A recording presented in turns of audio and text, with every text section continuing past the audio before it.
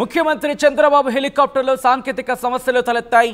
కేంద్ర మంత్రి పీయూష్ గోయల్ పర్యటనకు చంద్రబాబు హెలికాప్టర్ని కేటాయించడం జరిగింది. తిరుపతి నుంచి కృష్ణపట్నం పోర్టుకు వెళ్లేందుకు హెలికాప్టర్ ఏర్పాటు చేశారు. పీయూష్ గోయల్ ఎక్కిన తర్వాత హెలికాప్టర్లో సాంకేతిక లోపం బయటపడింది. కృష్ణపట్నం పర్యటనను రద్దు చేసుకున్నారు పీయూష్ గోయల్. ముందే సమస్యలు బయటపడడంతో కేంద్ర మంత్రికి పెను ప్రమాదం తప్పింది. వీఐపీలు ప్రయాణించే హెలికాప్టర్లో తరచూ సాంకేతిక సమస్యలు తలెత్తుతూ ఉండడం ఇప్పుడు ఆందోళనకరంగా మారింది.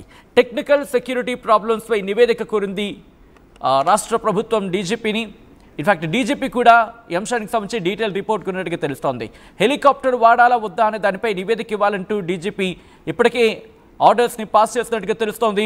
విజువల్స్ మీరు చూస్తున్నారు. కేంద్ర మంత్రి పీయూష్ గోయల్ ఆయన ప్రయాణించాల్సిన హెలికాప్టర్ సాంకేతిక సమస్య తలెత్తింది. ఆ హెలికాప్టర్ ముఖ్యమంత్రి చంద్రబాబుకి వినియోగించే హెలికాప్టర్.